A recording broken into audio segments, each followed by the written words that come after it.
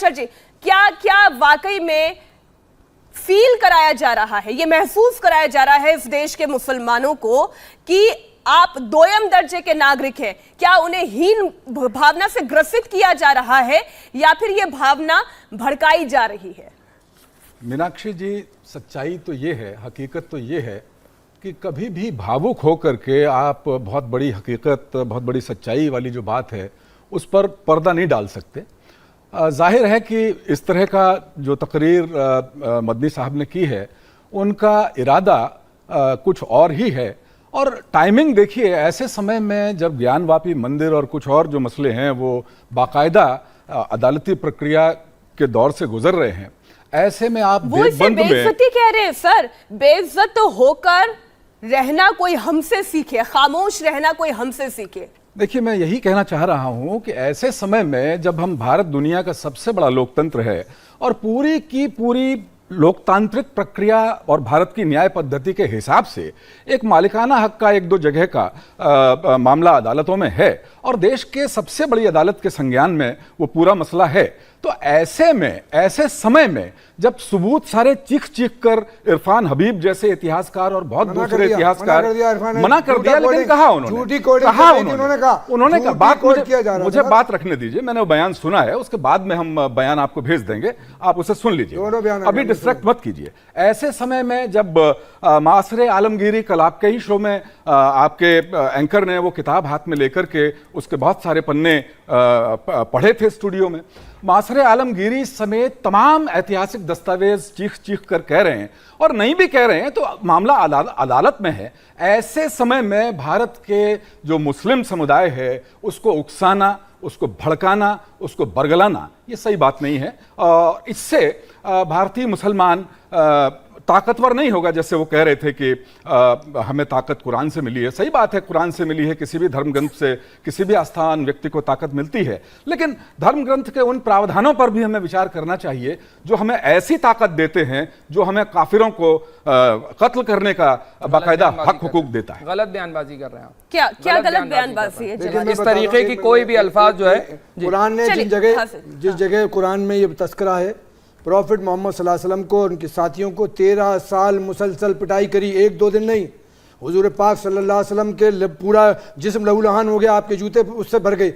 जब उनसे मुआहदा हुआ और उस मुआहदे को तोड़ा तो वो वक्ती तौर पर उन लोगों के लिए, दुनिया के मुसलमान हिंदुओं के लिए नहीं है। एक गलत कोटिंग की जाती है। मैं ये कह रहा हूँ कि कुरान जब ये कह रहा है कि किसी एक आदमी का कत्ल कर दिया, वो ऐसा है जैसे उसने सारी इंसानियत का कत्ल कर दिया, और एक आदमी की किसी ने जान बचा ली, वो ऐसा है जैसे किसी सारे इंसानियत की जान बचा ली। जब कुरान ये कह रहा है कि कोई पड़ोसी तुम्हारा भूखा हो, तुम मोमिन नहीं, मोमिन नहीं, मोमिन नहीं, जब तक तुम उसे खाना नहीं खिलाओ, चाहे वो हिंदू हो, मुसलमान हो, किसी कुछ भी मजहब को मानना हो।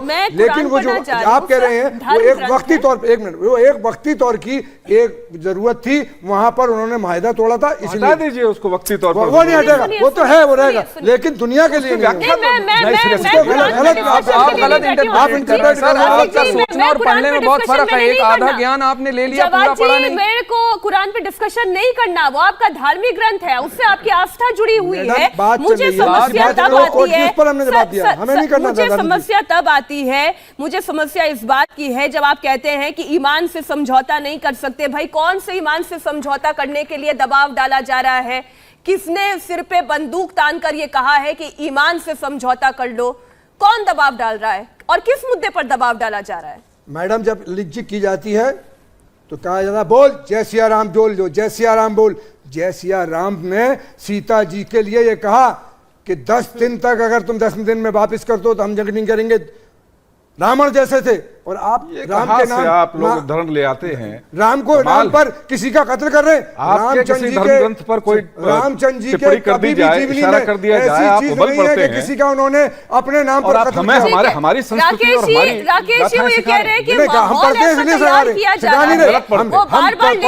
रोज पढ़ रहे हैं और उसे देख रहे हैं, इसलिए बता रहे हैं। हमें नहीं आपके पर एतराज करना। लिंचिंग हो रही है, धर्म के आधार पर हो रही है, जय श्री राम बोलने पर मजबूर किया जा रहा है।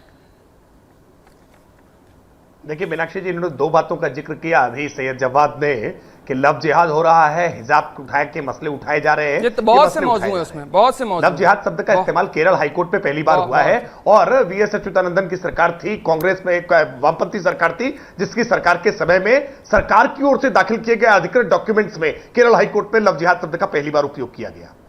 लव जिहाद शब्द कोई भारतीय जनता पार्टी या संघ विचार परिवार से किसी ने रखने का काम नहीं किया है।